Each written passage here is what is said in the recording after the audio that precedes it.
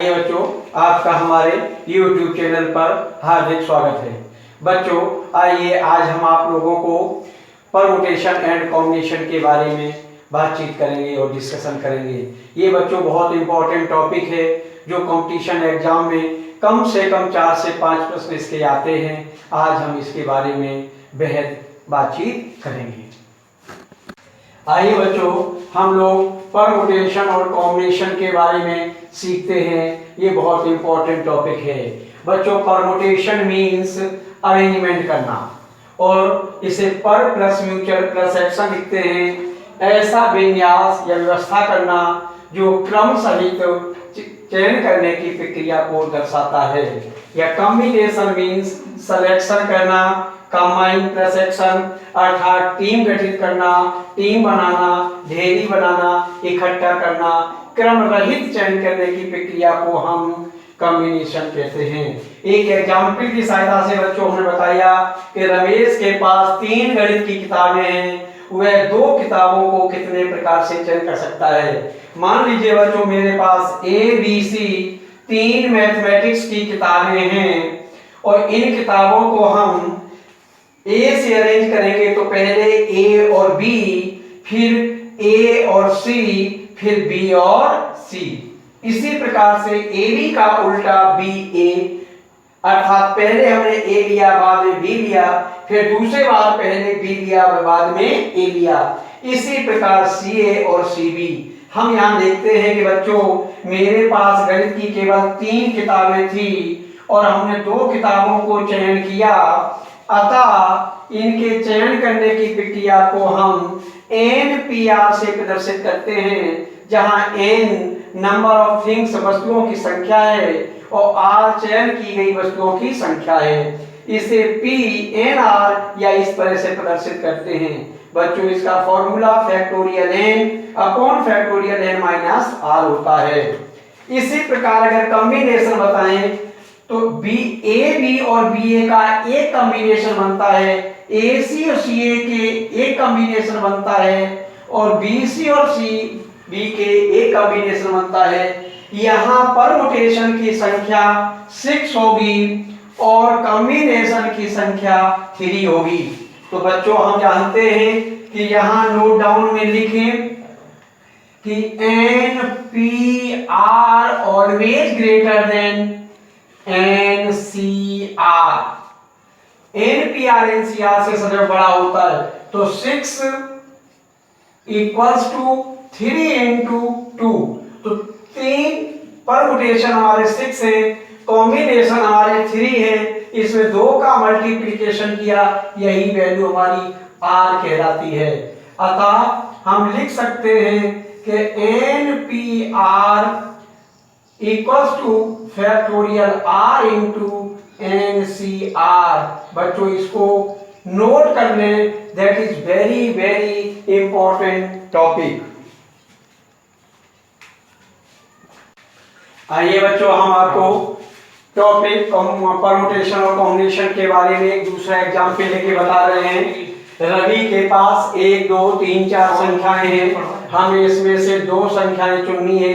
कितने विन्यास और सिलेक्शन किए जा सकते हैं, आइए हम लोग इसके बारे में बातचीत करेंगे। बच्चों यहाँ पे 1 2 3 4 संख्याएं हैं, अर्थात n बराबर ली गई वस्तुओं की संख्या 4 है और चुनी गई वस्तुओं की संख्या 2 है। बच्चों हम यहाँ पे क्रमचय निकालेंगे, तो क्रमचय निकालने के लिए हम टोटल परमुटेशन की बात करते हैं, अर्थात हम एक एक संख्या को 2 संख्याओं को लेकर चुनेंगे। सबसे पहले हमने 1 2 1 3 और 1 4, फिर 2 1 2 3 2 4 3 1 3 2 3 4 4 1 4 2 4 3 संख्याएं दी। अतः बच्चों हम देख सकते हैं इनके कुल विन्यास 12 विन्यास है या 12 विन्यास है। बच्चों सेकंड मेथड में हम इनको ऐसे भी लगा सकते हैं कि सबसे पहले ब्लॉक बनाएंगे और ब्लॉक में हमने 2 चुनी गई संख्याएं हैं, तो 2 ब्लॉक को हम पहले ब्लॉक में चारों संख्याओं में से कोई भी संख्या भर सकते हैं। इसके भरने के कुल प्रकार 4 होंगे और दूसरे ब्लॉक में एक संख्या कम हो जाएगी, अर्थात ब्लॉक में 3 संख्याएं भरी जा सकती हैं। तो टोटल अरेंजमेंट हमारे 4 इंटू 3 इक्वल टू 4 3 जा 12 बनेंगे। इसे हम संचय के रूप में देखें तो हमने पेयर बनाए 1 2 2 1 का पेयर, 1 3 3 1 का पेयर, 1 4 4 1 का पेयर। इसी प्रकार से हमने पेयर बनाए। तो इनमें बच्चों आपके सामने लिखा हुआ है इसके 6 पेयर बने हुए हैं। क्रमचय के हमारे 12 पेयर बने हुए हैं और संचय के हमारे 12 पेयर 12 पेयर वो 6 पेयर बने हुए हैं। अब हम n बराबर 4 और r बराबर 2 को रखते हैं और NCR की हम जब वैल्यू फॉर्मूला लगाते हैं तो NCR का मान factorial 4 upon factorial 2 into factorial 2 it means इसकी वैल्यू 6 आती है। बच्चों अगर हम इसको चेक करना चाहें तो NPR equals two factorial R into NCR। Factorial R का मान जितनी चुनी गई वस्तुओं की संख्या होती है वही हमारा R का मान कहलाता है। यदि हम 6 विन्यास में 2 का मल्टीप्लाई कर दें तो 6 2 या 12 हमारे क्रमचय के बराबर हो सकता है। क्या मतलब हो जाता है। अतः हम कह सकते हैं कि परमुटेशन हमेशा कॉम्बिनेशन से बड़ा होता है, इसलिए permutation equal two factorial R into combination. बच्चों अब इसके बाद हम फैक्टोरियल की बातचीत करेंगे। आइए बच्चों हम लोग इस कॉन्सेप्ट के अंतर्गत फैक्टोरियल नोटेशन के बारे में जानेंगे। हम जानते हैं कि फैक्टोरियल नोटेशन प्राकृतिक संख्याओं का क्रमबद्ध गुणा होता है, अर्थात प्रथम प्राकृतिक संख्याओं के गुणनफल को हम फैक्टोरियल कहते हैं। इसे n फैक्टोरियल से लिखते हैं। हम जानते हैं बच्चों फैक्टोरियल 0 का मान 1 या 1 फैक्टोरियल का मान 1 होता है। फैक्टोरियल n को हम n-2 से 1 2 3 तक लिखते हैं। एक एग्जाम्पल के तौर पर अगर हम फैक्टोरियल 5 लिखते हैं तो इसका मतलब 5 गुणे 4 गुणे 3 गुणे 2 गुणे 1 इक्वल्स टू 120। फैक्टोरियल 6 का मतलब 6 गुणे 5 गुणे 4 गुणे 3 गुणे 2 गुणे 1 इक्वल टू 720। तो बच्चों आपने देखा कि हम फैक्टोरियल का मतलब जो भी अंक लिखा है उससे नीचे चलते चले जाएंगे, उन सभी का मल्टीप्लिकेशन करके लिख देते हैं। बच्चों ये आपको लर्न होना चाहिए कि फैक्टोरियल 7 का मान 5040, फैक्टोरियल 8 का मान 40320, फैक्टोरियल 9 का मान 362880, फैक्टोरियल 10 का मान 362880। अगर बच्चों आपको ये लर्न है तो आप बहुत जल्दी से कैलकुलेशन कर सकते हैं। बच्चों हम जानते हैं कि किन चीजों का फैक्टोरियल हम फाइंड नहीं कर सकते हैं। बच्चों ये नोट डाउन करें, नेगेटिव इंटीजर -3 -5 -10 इनका हम नेगेटिव इंटीजर का कोई भी फैक्टोरियल नहीं होता है। अपरिमेय संख्याएं जैसे √2 √3 √5 इनका कोई भी फैक्टोरियल नहीं होता है।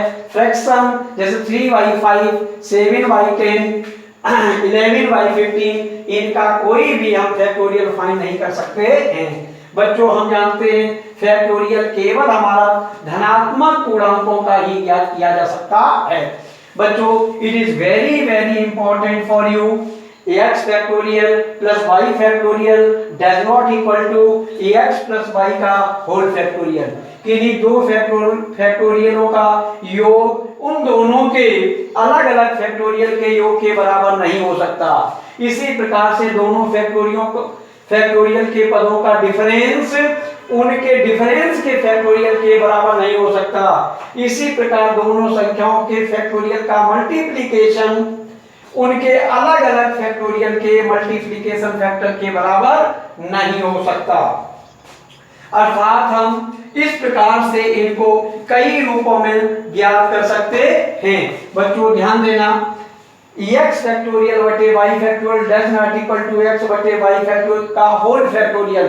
तो डिवीजन है, मल्टीप्लिकेशन है और एडिशन सब्ट्रैक्शन ये रूल किसी में भी लागू नहीं होता। बच्चों ये वेरी वेरी इंपॉर्टेंट है, जो आपको लर्न होना चाहिए। आइए अब हम इस पर प्रश्न करें।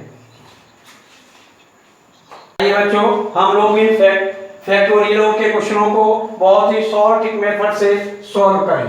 सबसे पहले शॉर्ट ट्रिक में बच्चों हम लोग ये देखेंगे कि the value of the 30 factorial upon 28 factorial.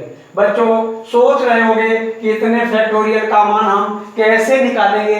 सिर्फ यहाँ देखिए, यहाँ 30 है और यहाँ 28 है, केवल दो वैल्यू कम है, तो यहाँ केवल 30 गुणे 29 और 28 तक हम आ गए, तो इसलिए हमने गुणा कर दिया, 29 दिया 87, 700 वो 870। अतः हम कह सकते हैं कि बच्चों हमारा ए विकल्प सही है।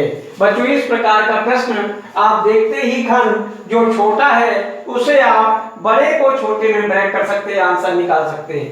यहाँ बच्चों देखिए 5, 6, 7, 8, 9, 10 हम लोग 5 से लेकर 10 तक की क्रमबद्ध संख्याएं दी गई हैं, अतः हम इसको 10 तक की संख्याओं को 10 फैक्टोरियल लिख सकते हैं। यहाँ पर 1, 2, 3, 4 4 संख्याओं की छूटी हुई है, अतः इन संख्याओं को हम 4 फैक्टोरियल लिख सकते हैं। तो बच्चों इसका shortcut method 10 factorial upon 4 factorial, ये 5 है, ये 10 है, ये 10 फैक्टोरियल है, डी विकल्प हमारा सही है। कि बच्चों इन कॉन्सेप्ट को अगर आप लर्न करेंगे तो विद इन सेकंडों में आप आंसर परमुटेशन कॉम्बिनेशन के निकाल लेंगे।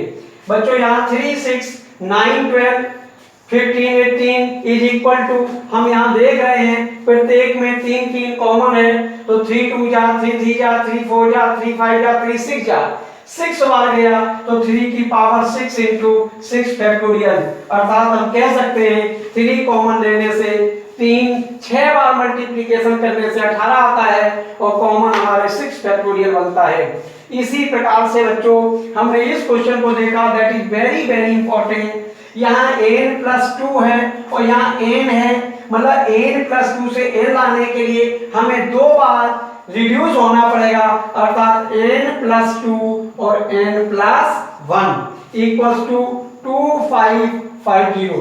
2550 के ऐसे फैक्टर करने हैं कि जिससे हमारा फैक्टर ए निकला। तो 2550 के फैक्टर हम लिख सकते हैं बच्चों n+2 n+1 इंटू 51 इंटू 50। ध्यान देना बच्चों, 50 50 2500 50 बढ़ा दिया, ये इफेक्टेड हो गया।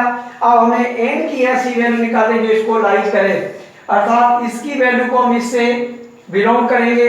तो n+2 इक्वल टू 51, तो n equals to 49, n+1 equal to 50, it will be 49। तो बच्चों हम कह सकते हैं इसका सी विकल्प हमारा सही होगा।